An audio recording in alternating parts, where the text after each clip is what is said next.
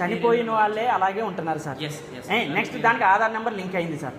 Link అయింది కదా, తప్పు కొట్టి ఉండొచ్చు. ఆధార్ నెంబర్ తీసేయండి సార్. అలా అయితే తీసేయండి, తీసి మన సెకండ్ కాలం లో పెట్టండి. మీకు దానికి ఐ విల్ డూ ఇట్ బాబు. నెక్స్ట్ ఆధార్ నెంబర్ అదేమి మనం పెట్టింది మనం బీకేసుకోవచ్చు.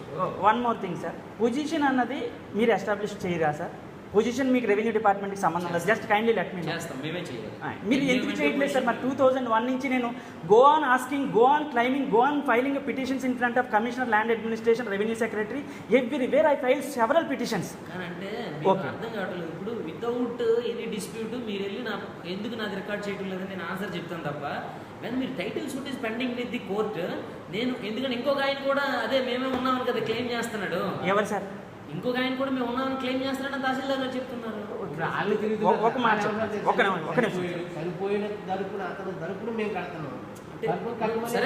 లేదు సార్, రిసీట్ తీయండి, ట్యాక్స్ రిసీట్ నేను చూపిస్తాను సార్. తరపుని కట్టిన వాళ్ళు ఎవరైనా ఉన్నారా? మీరు ఎమోషనల్ అయిపోయి సివిల్ డిస్ప్యూట్. ఓకే, మీరు ఎంజాయ్మెంట్ కానీ మీకు ఎనీథింగ్ ఎంజాయ్మెంట్ కానీ క్వశ్చన్ కానీ it is the responsibility of the revenue department. Finalize. Okay, but subject condition ఏంటంటే మీరు దున్నుకుంటున్నారనో మరొక విధంగా కాకుండా ఇప్పుడు రూల్స్ మారాయి. మేము రాసిచ్చేస్తే ఒక VRO how can he establish that without any document somebody is cultivated. Okay, ఇలా మీరు చెప్పండి. పోనీ అలాగే పక్క వాళ్ళని అడిగి రాయాలి. పక్క వాళ్ళని అడిగింది వీళ్ళు with stand in the court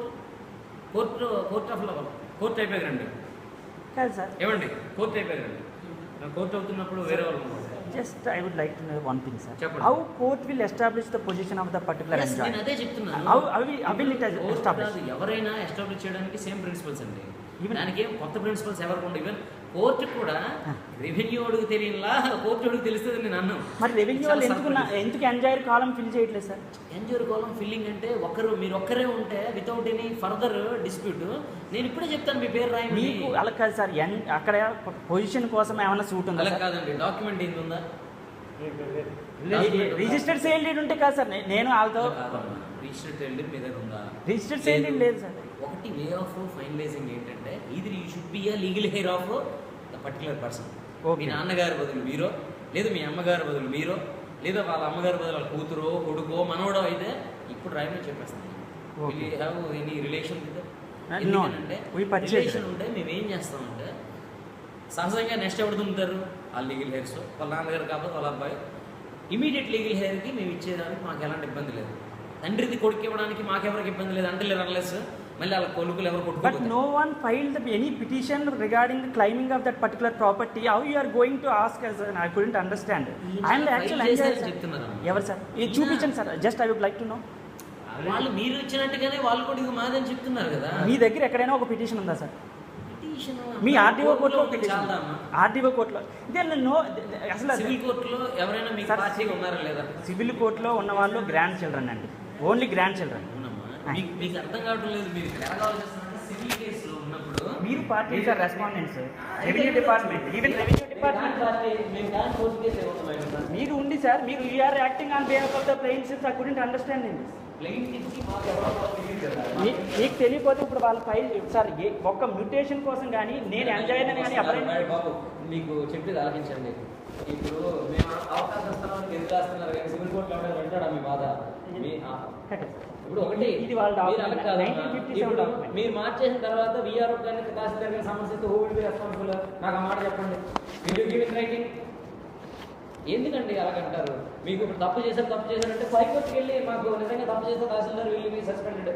నిజంగా మీరు హైకోర్టుకి వెళ్ళి ఆర్డర్స్ ఇప్పించండి, సంబడి విల్ బి సస్పెండెడ్. మాకు అదేమి ఇబ్బంది లేదు. మాకు 10 మందితో ఉంటుంది. యూఆర్ నాట్ ఓన్లీ పట్టదారు కదమ్మా. మీ దగ్గర ఉన్న 30,000 పట్టదారులో మీరు ఒకరు. దానికి ఇప్పుడు తహసీల్దార్ ఆర్డర్ ఇవ్వమంటే మీరు హైకోర్టుకి వెళ్ళి సమన్స్ ఇవ్వనండి. We will file according to that. నిజంగానే జెన్యూనిటీ లేకపోతే ఇన్ని రోజులు మరి కోర్టు డిస్పోజ్ చేయమని చెప్పండి. రేపే honourable court ask you to dispose it. ఇగో నేనే వాంటున్నాను ఫైనల్ చేసేమనండి. ఇప్పుడు మేము చేయటం లేదు ఫూల్స్. మరి లెటర్ ఆనరబుల్ కోర్ట్ షుడ్. వాళ్ళు టైటిల్ కోసం వాళ్ళు వేయలేదు సార్, వాళ్ళు ఇంజెక్షన్ కోసం వేసారు కదా.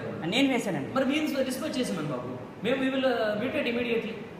మీరు అంటే until unless it is finalized in the civil court మీరు ఏం చేయరు కదా. సివిల్ కోర్టులో ఉన్నప్పుడు ఎలాగమ్మా మీరు చేస్తాం? ఓకే సార్, అది రాసి ఇచ్చేసండి. It now it is pending in the civil court. బాబు రాసి ఇవ్వండి, దానికి తప్పేంటి? అలా కాదమ్మా, మళ్ళీ అలా కాదమ్మా, మళ్ళీ మొదటికి వస్తున్నాం. నీకు తహసీల్దారు విఆర్ఓ సస్పెండ్ అయిపోతే ఎవడు బాధ్యుడు? నాకు ఆ మాట చెప్పి వెళ్ళిపో.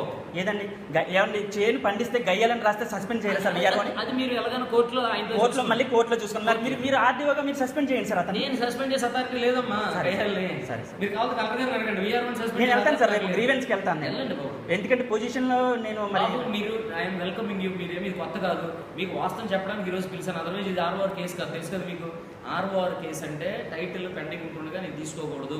ఓకే, మీరు పదే తిరుగుతున్నారని ఈ రోజు మీదే రాగానే ఆర్ఓఆర్ ఎవరు ఉన్నారంటే మీరు ఉన్నారని చెప్తారు అమ్మా. ఒక్క పిటిషన్ మీ దగ్గర రెవెన్యూ డిపార్ట్మెంట్లో పెండింగ్ ఉందా సార్? నేను పొజిషన్లో ఉన్నానని కానీ లేకపోతే నేను ఉన్నానని కానీ?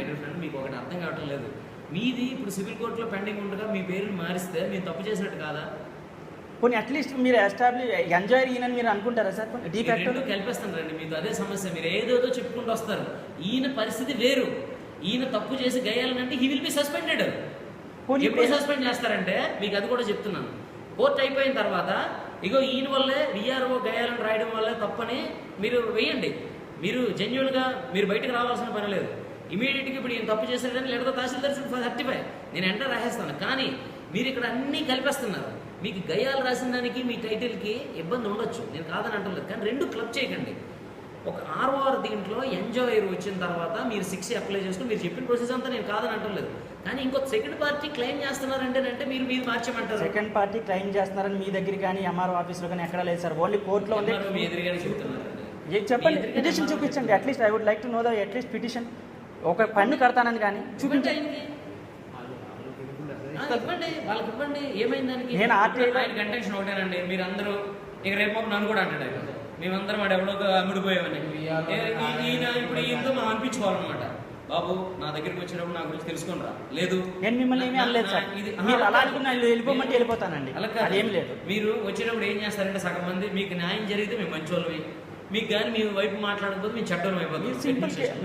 వెరీ సింపుల్ అమ్మా. కోర్టులో ఉన్నప్పుడు నేను మారిస్తే సబ్సిడైస్ వస్తుంది. తహసీల్దార్ నేను I cannot direct by tahsildar to change as it is. Subsidise ఎందుకు వస్తుంది అంటే వాళ్ళు కూడా మేము అని ఫైలింగ్ ఉంది కాబట్టి. లేదు మీ దగ్గర వ్యాలిడ్ డాక్యుమెంట్ ఉంటే ఇవ్వండి. ఇప్పుడు 6 ఫామ్ 8 నోటీస్ ఇచ్చి మార్చండి. Let it be. ఇప్పుడు కాదు. మీరు మ్యూటేషన్కి అప్లై చేశారు కదా, చేశారా? ఏదండి మ్యూటేషన్కి అప్లై చేశారా? ఆర్ఓఆర్ ప్రొసీడింగ్స్ జరిగింది సార్ ఎంఆర్ఓ కోర్టులో. నేను రూల్ నెంబర్ 18 సెక్షన్ 4లో నేను అప్లై చేశాను. నేను ఇన్కార్పొరేట్ చేయమని నేను పిటిషన్ ఇచ్చానండి. డాక్యుమెంట్ లేకుంటే ఎలా ఇన్కార్పొరేట్ చేస్తారు సార్? మళ్ళీ మీరే చెప్తున్నారు సార్. నేను ఆర్ఓఆర్లో ఎంజాయర్ కావాలని నన్ను ఫిల్ చేయమని అడిగాను. మళ్ళీ మీరు అడుగుతున్నారు. కోర్టులో సూట్ ఉందని మీరు మీరు అర్థం కావటం లేదు. మళ్ళీ మీరు తిరిగి ఎక్కడికి వస్తున్నామమ్మా? మీకు పట్టాదారు ఒకటి ఎంజాయర్ ఒకటి మేము ఫిల్ చేయాలంటే ఎంజాయర్గా ఏ విధంగా మీరు వచ్చారనేది అడుగుతున్నాం. How you become an enjoyer? మీరు వ్యాలిడ్ డాక్యుమెంట్ లేక ఇతను ఎంజాయర్ కింద చేయలేకపోతున్నాను, ఒక ఎండార్స్మెంట్ ఇవ్వండి. తప్పేముంది? ఇప్పుడు ఎండోర్స్మెంట్, ఇప్పుడు ఎంజాయర్ అనేది మీరు ఒకటి పెట్టారమ్మా. మీరు ఎంజాయర్ అనడానికి మాకు ప్రూఫ్ ఏంటి? మీకండి ఏం ప్రూఫ్ కావాలి సార్? ఇప్పుడు సెక్షన్ 110 ఆఫ్ ద అగ్రికల్చరల్ రాయడం లేదు. అవును సార్. మీరు నాకు టైటిల్ ఇవ్వచ్చు సార్. పొసెసరీ టైటిల్ అడుగుతున్నాను. I'm not asking the actual proprietary title. చాలా తప్పకుండా ఈ రోజుల్లో పట్టాదారు ఎంజాయర్ లెక్చర్ రాస్తే మేము ఎగురుతాం ఇక్కడ. వాళ్ళు ఇంజక్షన్ కోసం వేసుకున్న పొజిషన్లో ఉన్నాను సార్. వాళ్ళ పొజిషన్లో లేనప్పుడు ఇంజక్షన్ రాలేదు సార్. మీరు ఈ రోజు మీరు కొత్తగా పొజిషన్ ఇచ్చి మీరు ఇంజక్షన్ తెప్పిస్తున్నారు. మీరే ఇస్తున్నారండి. ఇప్పుడు నేను గయ్యాతో ఉన్నానంటే అతని పొజిషన్ ప్రొసీడింగ్స్ కండి ఆయన అతని పేరు ఇచ్చి అతని పట్టాదారు పాస్బుక్ ఇచ్చి అతని కోసం ఇచ్చారు. నేనేమంటానంటే లేకపోతే ఇప్పుడు సార్ మీరు ఏమంటారంటే సార్ నేను వచ్చినప్పుడు ఇదిగో సార్ ఒక నిమిషం సార్ లేకపోతే అది తీసుకుని వెళ్ళి ఈ మీద యాక్షన్ తీసుకోండి. 183 ట్రక్కులు మట్టి నేను గట్లు ఎత్తు చేయించుకోవడానికండి నిన్న నుంచి తోలించుకున్నాను. మీరు ఇప్పుడు వచ్చి చూడండి గట్లు ఎత్తు చేసుకోవడానికి ట్రక్కులు మట్టి తోలేడా లేదు ఇతనని. ఇతను ఎంజాయర్ కాదు చూసుకోండి. మాకు అర్థం కావడం లేదు. నేను ఎలా చెప్పగలనంటే నేను ఎలా చెప్పను సార్? ఎంజాయర్ కాదు సార్. ఓన్లీ డాక్యుమెంట్ కార్డు ఇచ్చిన వాళ్ళు కూడా ఇప్పుడు నాకు ఎల్ఈసీ కార్డు వద్దు సార్. ఎందుకంటే నేను పర్చేజ్ చేశాను. నాకు